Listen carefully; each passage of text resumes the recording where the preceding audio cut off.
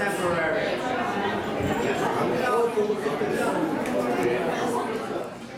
Okay, Mazel. Okay. Goldberg. Greenberg, Goldberg. Junior. Major Cowboys, how are you, sir? Welcome to my second home. Right here. Ah, we're good. Yeah, you should be able to. He's right here. Oh, she's right here. She's right here. She's right there.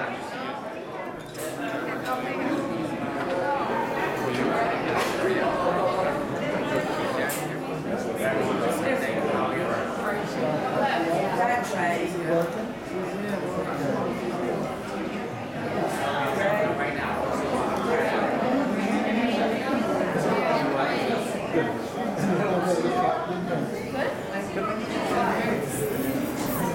Nobody's taking champagne, I'll take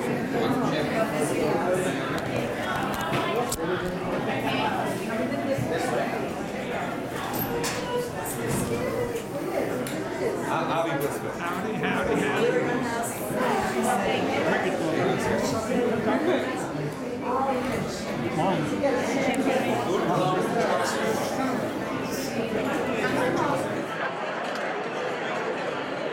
Thank you all for coming tonight for your emotional and financial support.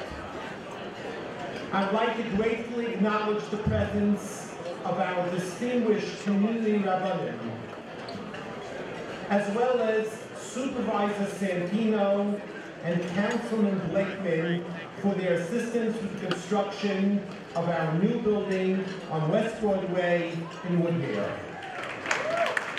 Thank you. They truly deserve our applause. State Senator Ted Kaminsky, Misty Miller, our New York State Assemblywoman, Nassau County Legislator Howard Capel, and Nassau County Legislator Denise Ford, we thank them for arranging a Nassau County grant for a new ambulance to benefit Hatzalah. With the invaluable assistance of Mayor Edelman and the Board of Directors of the Village of Lawrence. Truly, without you, this never would have happened. We acknowledge gratefully Cedar's Mayor Weinstock and the Board of Directors of the Village of Cedars for their permission and assistance in getting a banner hung across Central Avenue.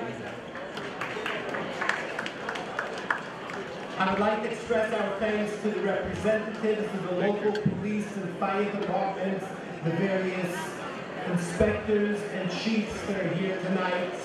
We are honored to work alongside them all year, and they are truly our partners in all that we do.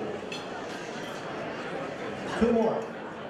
Hatzalah members from other neighborhoods who help us cover our community throughout the year, and especially tonight. Yes, tonight, when all the Rockaways volunteers are here, members from other neighborhoods are manning our buses so that the community remains protected. Michael Batch, are you here somewhere? Where are you, Michael? There you are. You can abide, huh? Michael Batch, Q75, is a wonderful friend to anybody who knows him. A distinguished Queens member, and I dare say an honorary RL member. We found ourselves with a situation, he stepped up to the plate, and he made it happen. Michael will never be able to thank you. We should thank you and bless you with everything that's wonderful. Paula Buckow, I don't know if she's here, she's usually downstairs collecting money. Racheli Teichman, our dedicated office staff. TMI, the Field Slotnick and Jakob Smith, our creative PR team. Chesky Mandel and his entire crew of service units. Without your quiet dedication, there would be no Hatzalah. And Achrein covered. I promised you a short program. Achrein covered. the nearly 150 members that comprise Hatzalah of the Rockaways and Nassau County, from Bellharbor to West Hempstead and beyond, who respond to over 6,000 calls a year with Mesiras Nefesh, with dedication above and beyond the call of duty. We salute you. May Hashem Yisbarach bless each and every one of you with Gesund, Parnasa, and Nachas. Roll the tape. I'm proud to be a member. It's a privilege to be part of such an important organization. Hatzalah is our first line of defense. We're extremely lucky to have them in our midst. My radio follows me everywhere. I always need to be ready because emergencies don't follow my schedule. I marvel at our members' dedication. In over 35 years, there has never been a call that wasn't answered. They're messengers from heaven. We owe so much to Hatzalah. I'm grateful to be able to give back. Every call is a teachable moment for my children and family. When someone needs help, you run. There's no such thing as a stranger. I don't know who's calling for help, but I know that Hatzalah transcends neighborhoods and labels. We owe his life to Hatzalah. They were first on the scene when his heart stopped beating. They saved our baby's life. Hatzalah. I very much wanted to have a home birth, but I didn't dream that things would go so wrong. Gertie was born at 8:14 on a Friday morning. It took a few minutes to realize that his meconium aspiration was too severe just to be suctioned out by the midwife. And I was just like, you know, he's going to start crying any minute, but he wasn't. Every couple of seconds, he was like gasping for air. The midwife went, you need to call 911. We decided to go with Hatzalah, and thank God we did.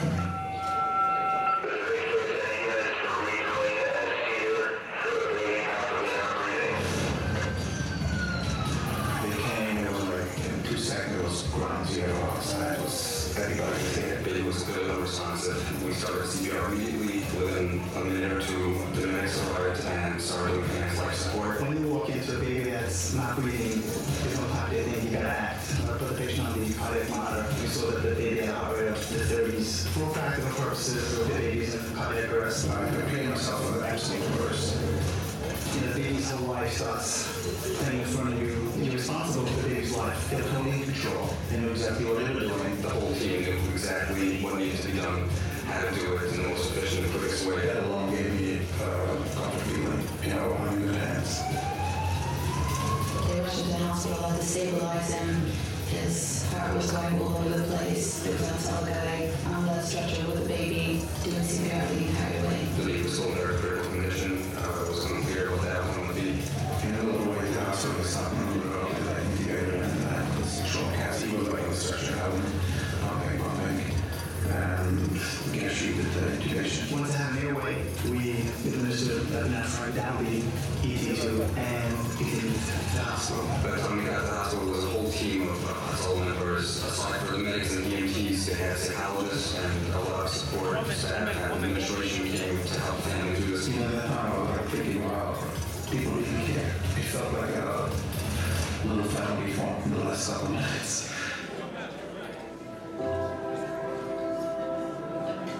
The doctor at St. John's actually told me that the baby had flatlined, and he had never seen a baby come out of such a severe situation and do such an amazing turnaround.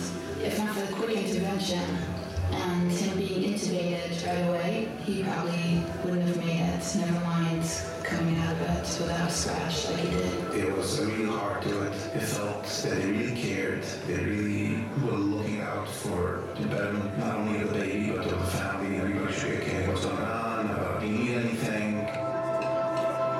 For 6.5 weeks, we were in the hospital. He was in critical condition for a very long time. We were trying to pull through and doing great. This was 8 weeks later.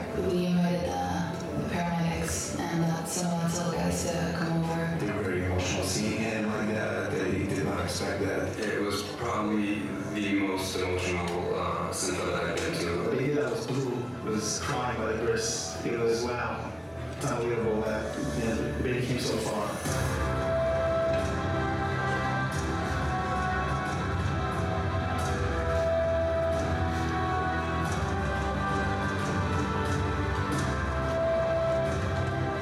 It's vital in a situation when you go through a trauma, more than the technical stuff.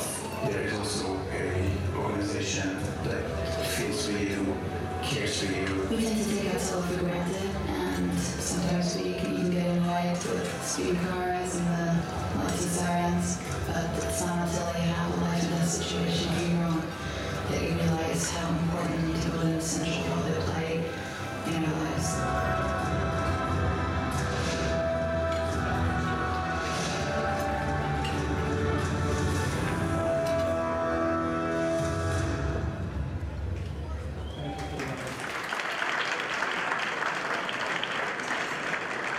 We are privileged to have Yaeli and his tati and his mommy here with us tonight. I was on that call. I truly feel like we have to give Shevach Vaidot and Rebbeinu Shloim Sha'asal L'Neis B'Mokim Hazeh. Yaeli, I don't know where you are, but it's nice to see you. You want to come up? Hatzalah of the Rockaways and Nassau County is privileged to be able to call upon Rabbi Flam for any shyness that arise. He gives shiurim to remind us Hilchos Shabbos as it uniquely applies to Chevra Hatzalah. We're honored by his friendship, we're honored by his presence here tonight, and we would like to ask him to lead us in 2 Kapot of Tehillim.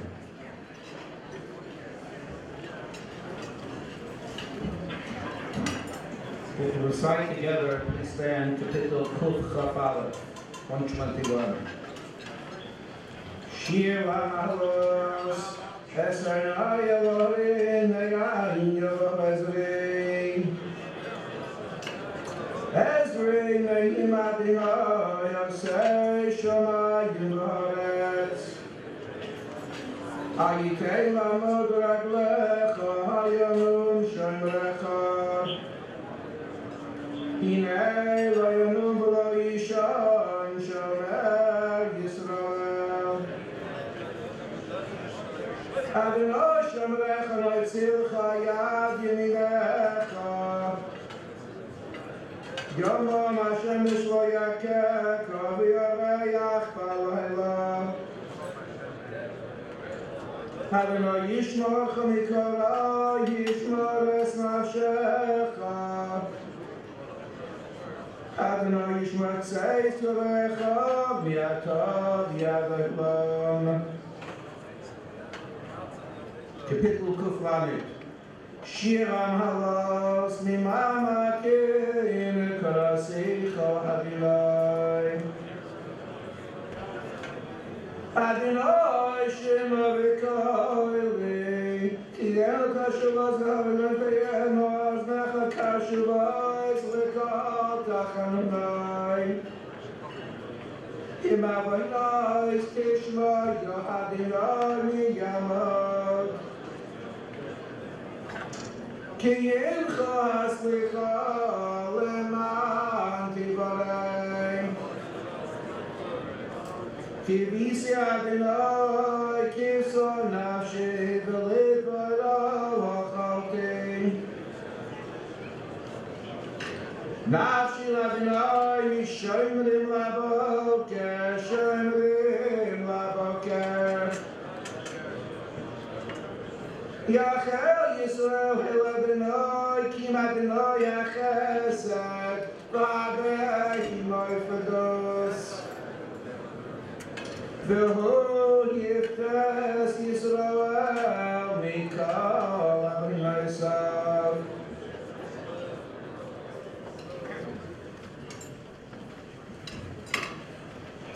Truth be told, every one of our 150 members, except myself, deserves to be Member of the Year. But our meaning has been that every year we sing out one member, for better or for worse. Maybe we skipped over someone who deserved it more, but I don't think so. And we're honored this year to award the Member of the Year Award to RL18. Where are you, Akiva?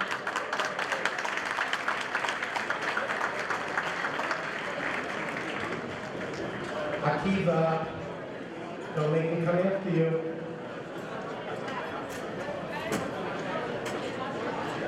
Akiva Winehouse. Come on up.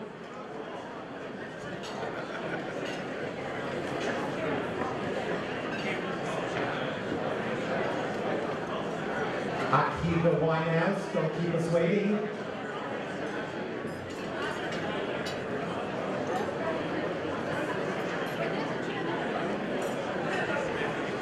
Ladies on the call.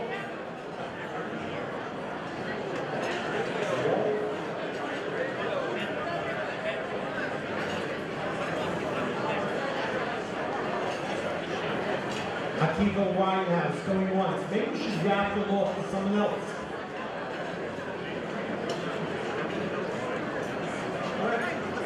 Sorry we missed that. Then we are privileged to have with us Mr. Charlie Harari.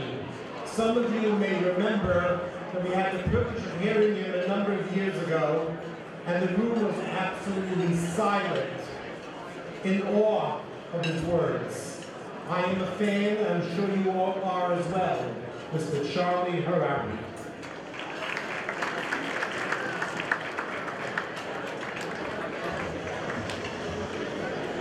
Thank you, Rabbi.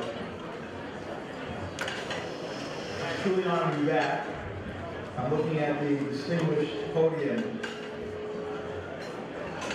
and I'm really in awe of what Hatzalah is and what it stands for.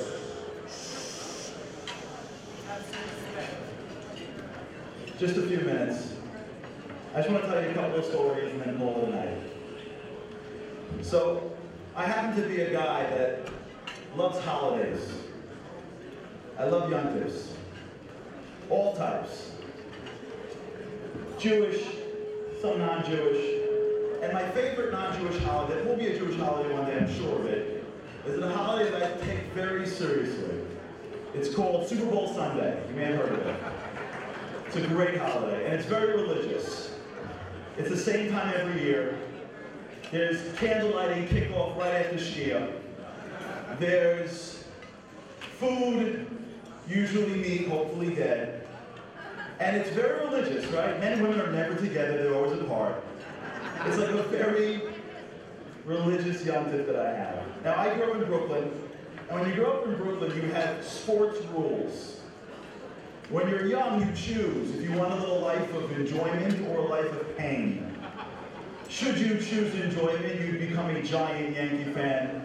Should you choose pain and misery, you'd be a Jet and a Met fan. So as a giant Yankee fan, we were given two rules.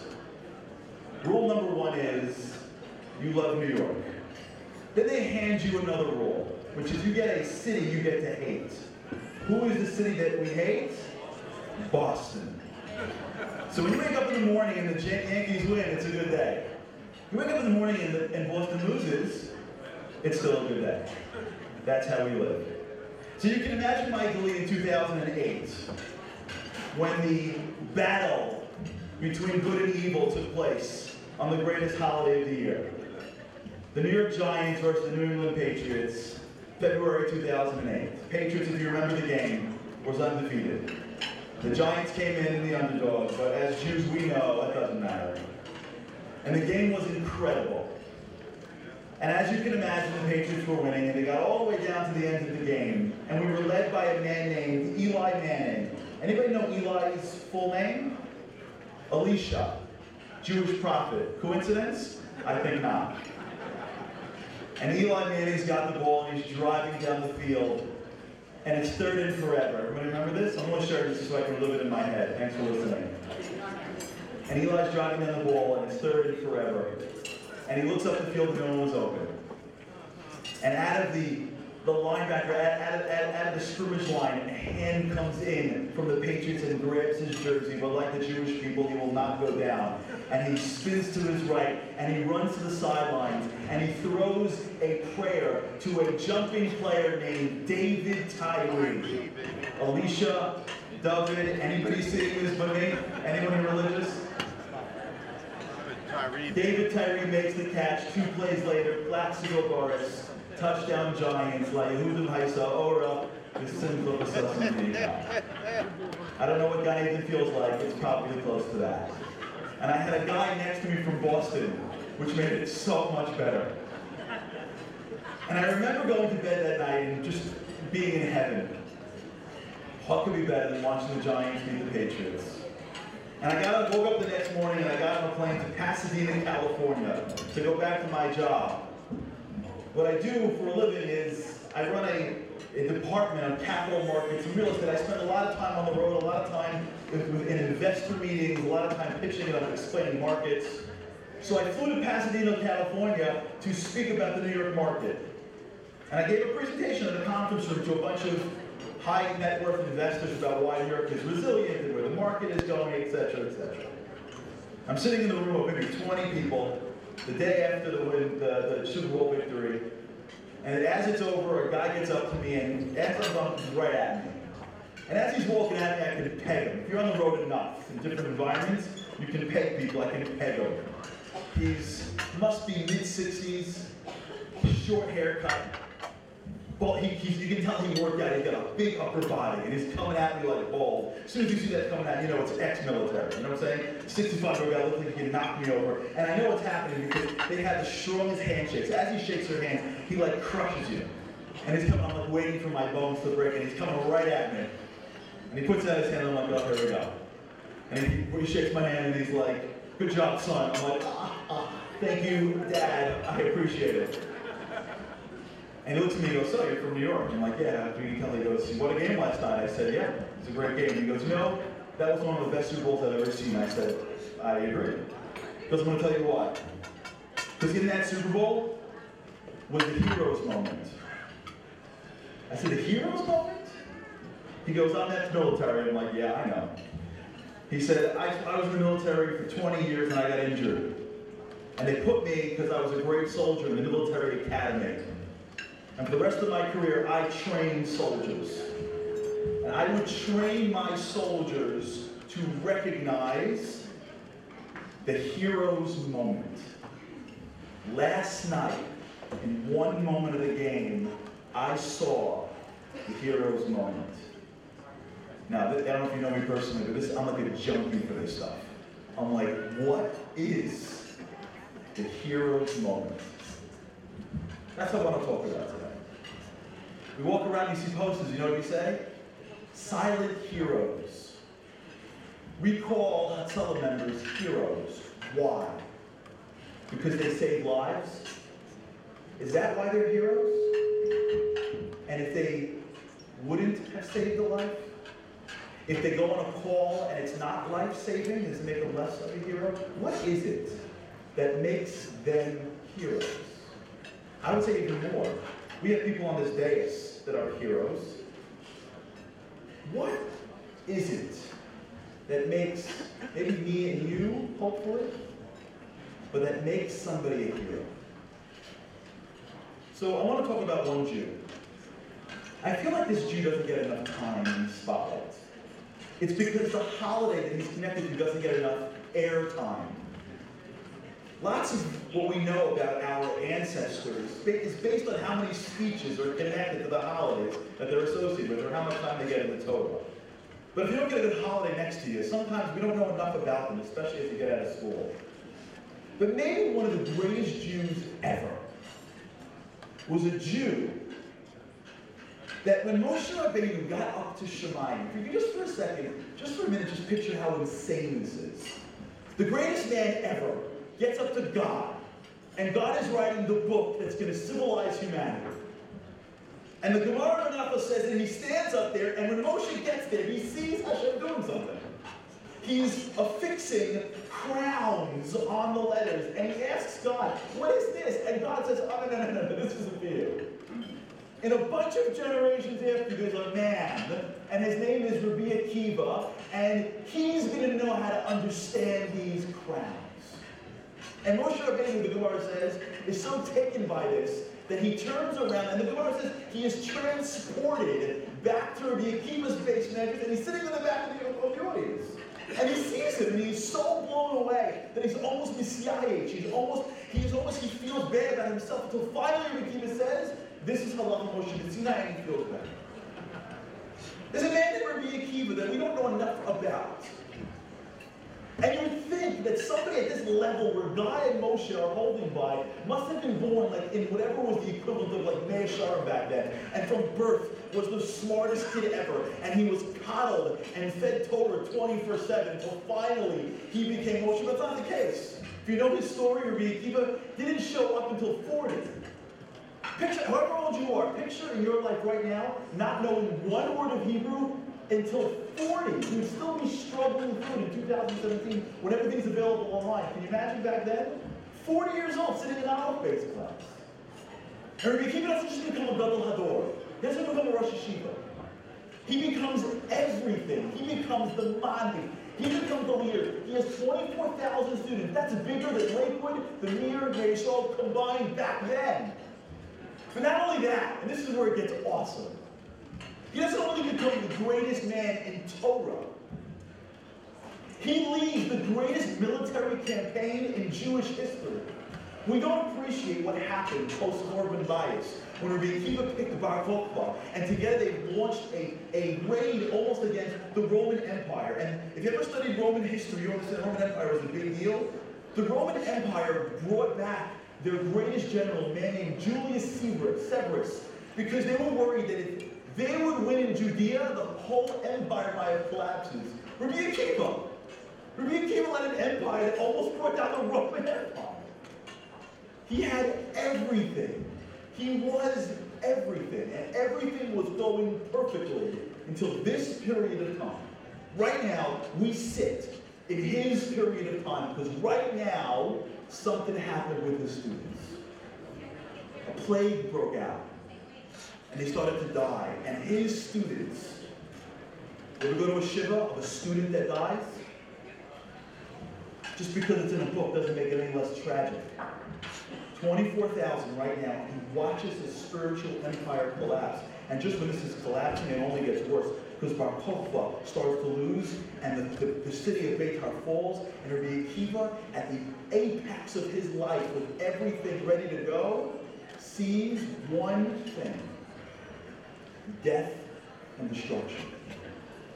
The fall of Beitar was much worse than Korban Bayeshim. Tisha B'Av, the Beis HaMikdash, incredibly important. That's what we talk about. We miss that a couple of years later, many more Jews died. 580,000 Jews. They said it was so bad that the blood rose to the nostrils of the Roman horses bad. And in the middle of it all was the rabbi that bet it all and lost, Rabbi Akiva. From all the way on top to all the way on the bottom. Now what should he have done? If he was a reasonable man, you know what he would have done? He would have got up, retired, licked his wounds, learned with his grandchildren, and spent the rest of his life saying, you know what we should have done? We should have done, we should have done. You know what he did? He went down south, he had 5 more students, and these 5 students changed the face of Judaism. These 5 students that actually is the reason why we're here today. He just kept on going. Why? What did Rabbi Akiva have? So my friend Jim from Pasadena said to me the following. When I'm sitting in the military campaigns, he said, when I'm sitting in class and I got the best soldiers in the world, I teach them the following. Unreal.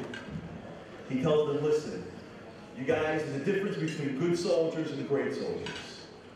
Good soldiers are soldiers that try their hardest, but usually we get rid of good soldiers. We in the American Army can't handle good soldiers. Great soldiers go beyond what good soldiers do. Great soldiers push. Great soldiers die. Great soldiers fight. He goes, but there are great soldiers and there are heroes. What's the difference? The difference between a great soldier and a hero, Jim told me, was that a hero, when everybody else gives up, is the only guy that keeps on going. What it means to be a hero is that you stick it out when everybody else leaves. When it's reasonable to back out. When it's rational to give up, there's always one person that says, I am never giving up. I am never backing out. I am never turning around. I am going forward because it's right, and no matter what happens to me, that's what I am doing, even if it's unreasonable. That's the difference between greatness and a hero. A hero never gives up, no matter what. He said to me last night, I'm watching the game, and the whole game turned on one pass. I'm like, I know, Alicia, Doug, it's complicated. I'll tell you later. He said to me, when Eli Manning was running towards the sideline, if you watch the tape, you will see that a reasonable quarterback with two linebackers and nobody open chasing him would look for 1 second to the sideline knowing I have to protect the ball or myself. It's a split second. But if he would have moved his head for a split second, he never would have noticed what was going on downfield.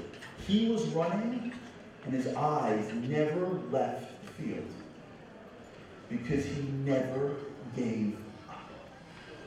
That's why he made the pass, and that's why he won. Even though football's a game, in that moment he became a hero. You know why Rabbi Akiva was so special? Because we have a tradition in the Jewish people, and here's what it is. Our people live off the backs of heroes.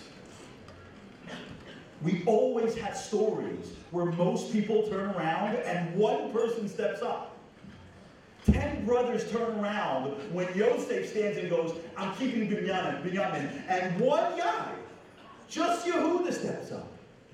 The whole nation cries at the banks of the sea. And one person, Nachshon, says, I am never giving up on God. I will walk into a sea, then turn around. Everybody is crying on Tisha B'Av night, and they go, it's so hard to go into Eretz Canaan. They're so big. We're Jews. We're not fighting. We can negotiate a deal for you. We can sue them, but we're not fighters. And one guy gets up and says, "Oh, now let me rush no." The whole world tells Rabbi Akiva, enough. You lost. You should be embarrassed. And he goes, you don't understand what it means to be a Jew. When the whole world's against you, when all you see is darkness, you never give up. I'll go down, I'll start again, and if I gotta start with 5 students, that's what I'll start with. And from the beginning of time till now, we've always had people in our faith that put the whole nation on their back, because these people aren't the smartest. You don't have to be the brightest for the best families, the richest. It's all nonsense. They have one trait. That when everybody else says we can't, when everyone says be reasonable, they put their head down and say, I am never giving up. That's what it means to be a hero. And if you're raising a child, you want to be a hero in your child's lives, be that person that when their teacher or coach says they're never going to make it, you're the one person that says, I'll never give up on you. You be that spouse that never gives up on a marriage. You be the Jew that never gives up on having a real relationship with God, even though it's hard for them. That's what it means to be a hero.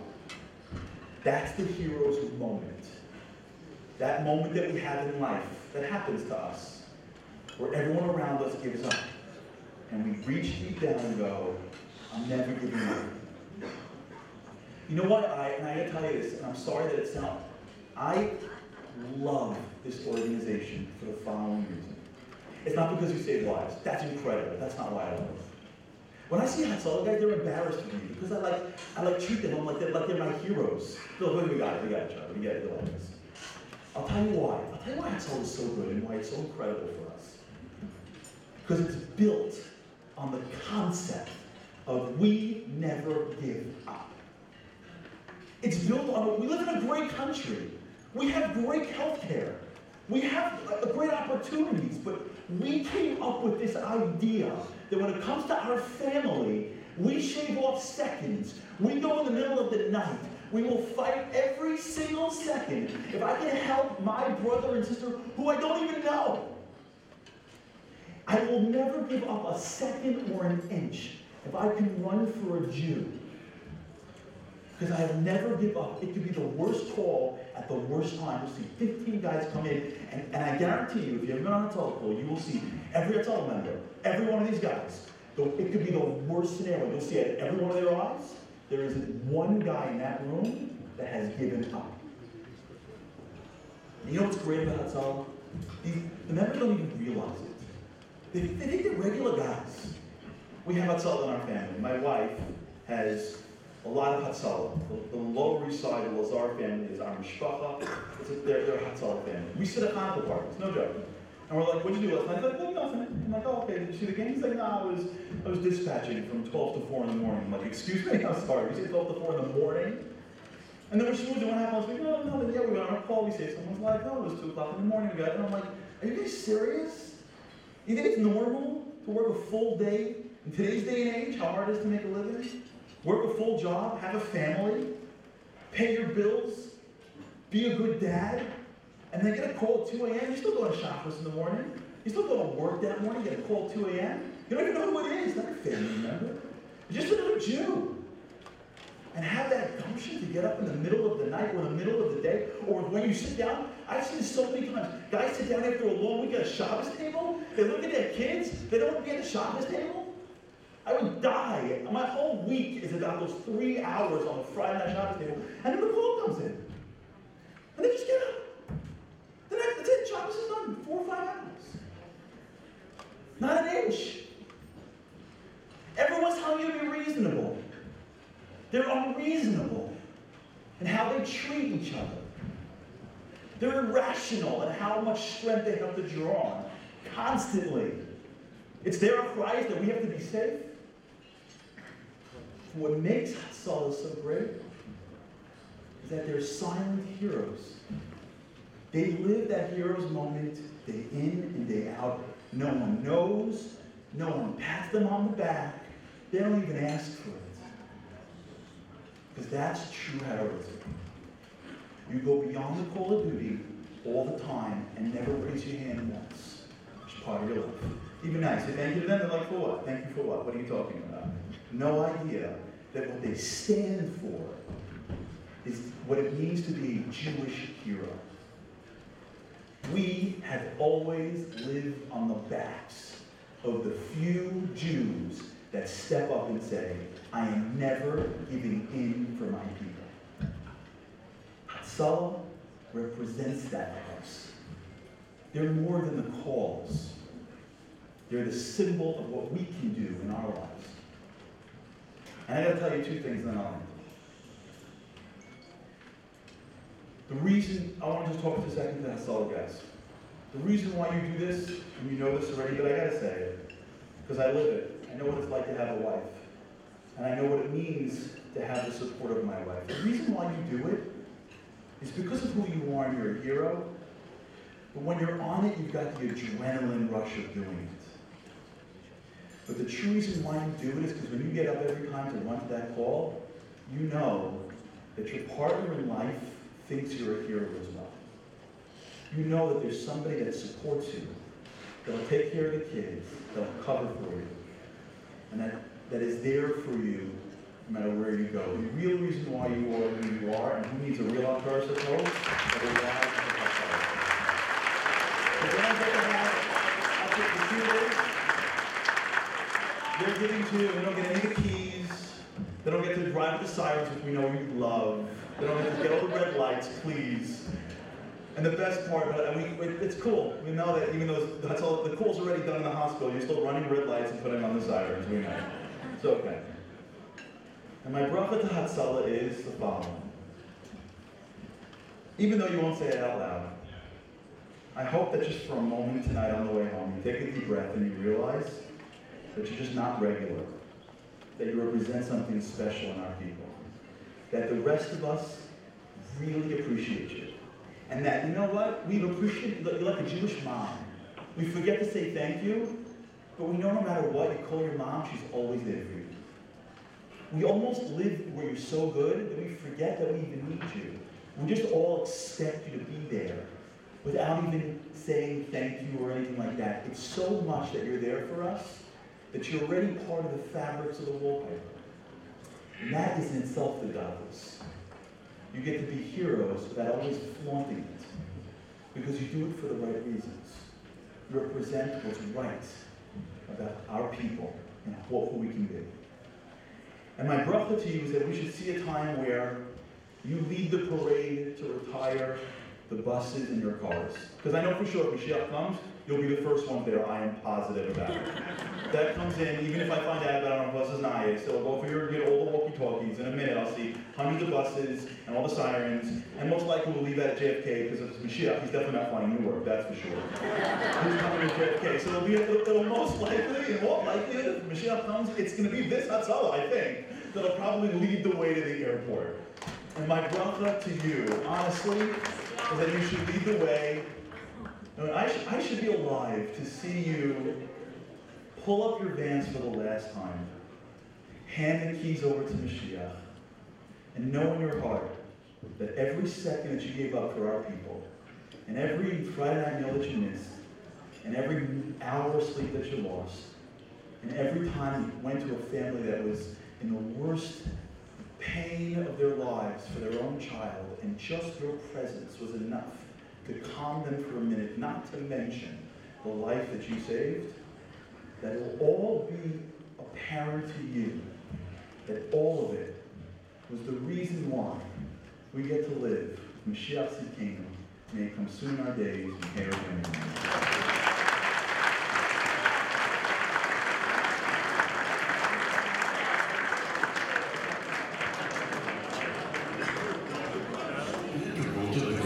Safety and well-being. This new centrally located hub will enable our members to respond even faster to calls in the 5 towns. Now with construction almost complete, there are only a few optimal dedication opportunities remaining. You can be a part of this historic landmark by securing a major dedication today. We can also open the campaign to the greater community to give every local resident the opportunity to be a part of this landmark. Our brick builders pack will be wanted with engraved messages from hundreds of local families who value Hatzalah and its sacred mission. Be a part of 5 times history. Join the campaign today.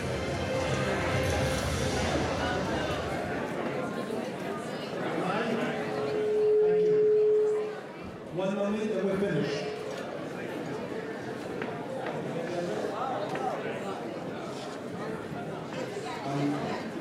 Public service announcements.